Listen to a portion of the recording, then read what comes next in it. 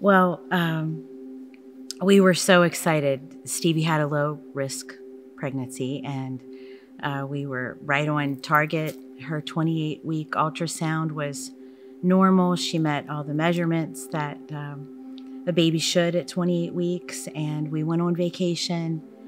We got back from vacation, and Stevie and Billy were really excited. They were going to get some last-minute things done when her water broke. And we were all elated, you know, rushed to Ruby. That was on Saturday, July 23rd. And anticipated the birth of our first grandchild. And they were excited. The music was playing, and everyone with their physicians and in the maternity, they were all excited. And she went 12 hours. So after 12 hours after your water breaks, they had not dilated very much. So they decided to do a C-section. So in the C-section, Billy said the music's playing and they're awaiting the birth of Fletcher, and the music stopped. And it was a pretty traumatic labor, a C-section, because her head was so large. They did not know that Fletcher had anything wrong with her, and neither did we. And that's when everything in our lives changed. She was born at 4:40 in the morning on July 24th, the happiest, most beautiful day, and also the saddest day, all at the same time. And you can experience both emotions. We've learned that in the last 6 months. You can be overjoyed and you can be extremely heartbroken, all at the same time. And so as that progressed, they had learned that she had been born with a deadly congenital brain tumor that is so rare. I think it's 3 in 10 million babies are born with this. And so she was in the NICU at Ruby Memorial for 8 days. As the week progressed, we slowly digested how serious it was. And they sent her home on hospice, gave her up to 14 days to live. We knew our amazing community that we would be coming back to would be wondering what was going on. And Stevie and Billy decided to put a post on Facebook and let our friends and family know that we hadn't talked to yet about the seriousness of Fletcher's life. Of course, we were praying as an immediate family, but we were blown away by the tremendous amount of people praying. The homecoming for Fletcher was on August 1st, and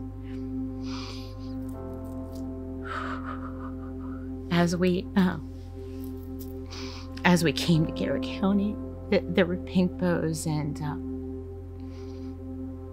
there was a rainbow that day.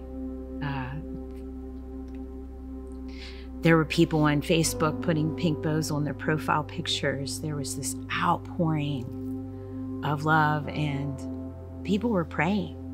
We drove into town, and it was like every place you looked, every business you looked at, it was pink bows or a sign that said Fletcher Lane.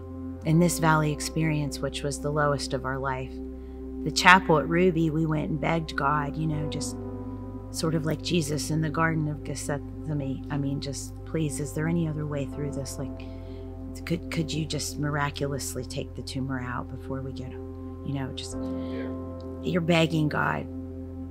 But then when you see God move through people. Right. Our inner circle was so small in the beginning. And then once they put it out there that, you know, we had a need, and it was just like, by the time we got home, that need was starting to be fulfilled. And it was just like frost on glass, and it just kind of crept. Yeah. And you could watch it. It was so slow, and it was so interesting to watch the hand of God work through our granddaughter. It was just an experience with God that I've never had. It was I was upset with him a lot, but he was right beside me.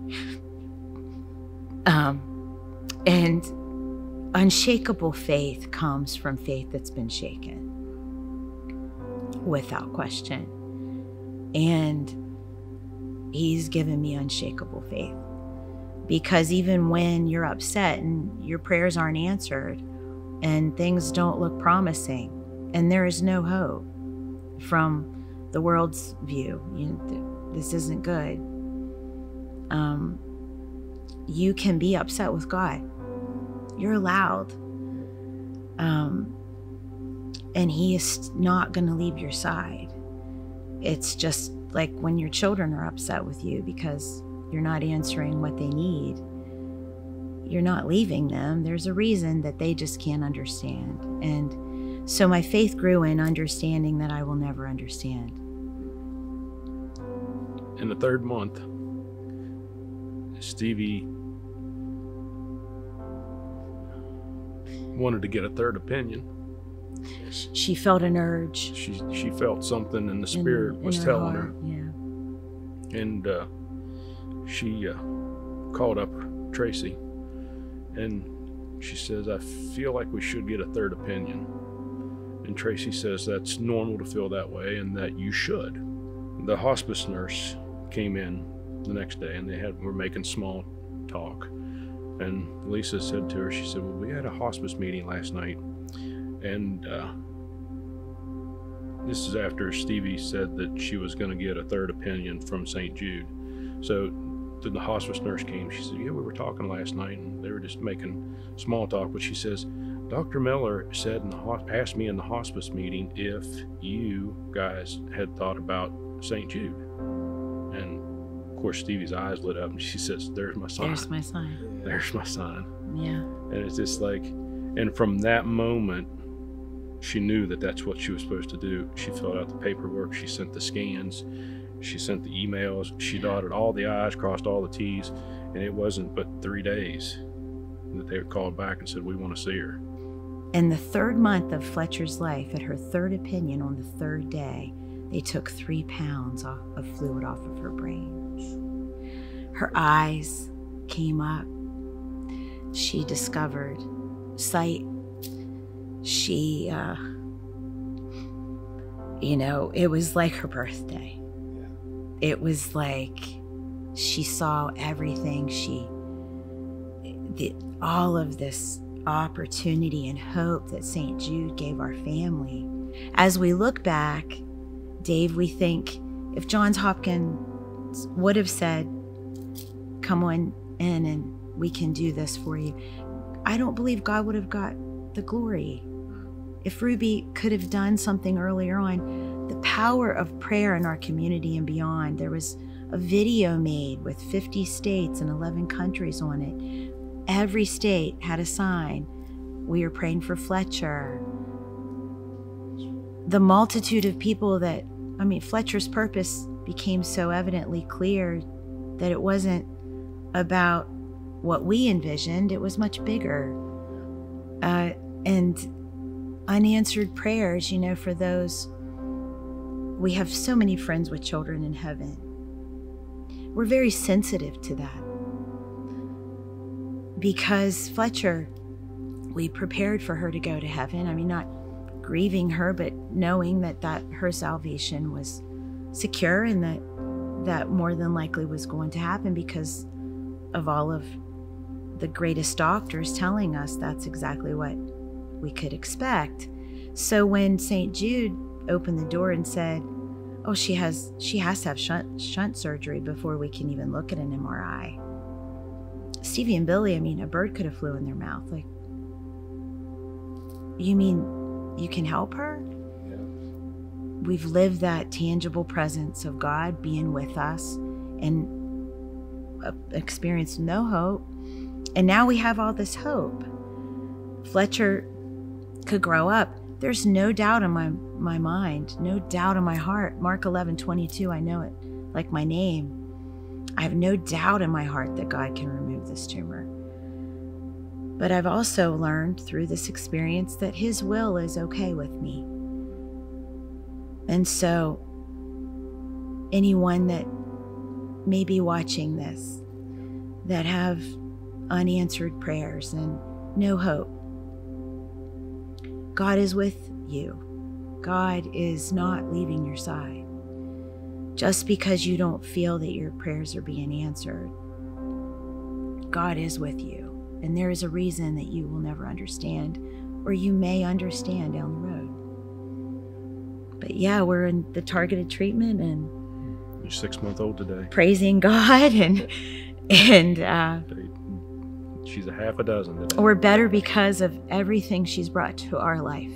There was a lady doctor at Ruby, and she stopped by our little place that we were allowed to sit at that time, and she was talking to us, and not a lot of the doctors would talk because they had to talk to Billy and Stevie first, and we didn't. They kept a lot of stuff from us until Billy and Stevie were informed of what was going to happen, and everybody was kind of sheepish around us, which made it kind of even a little worse. But this young lady, she stopped by and she was talking to us, and she says, you know what?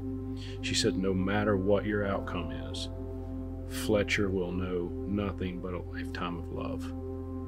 And at that point, I made up my mind that, no matter how we walk this out, or what we've got to walk out, or what we've got to walk through, that's going to be the rock that I stand on. And I'm not giving up on praying. I'm not going to give up on... You never did. I'm seeking that miracle. I'm going to pray the bold prayers, and I'm not going to stop until I get an answer either way. And if she goes to heaven, then she's knowing nothing but a lifetime of love. And if she's here on earth, she's going to know love. And she's going to touch a lot of people, which she's already done, but there's a lot more for her to do.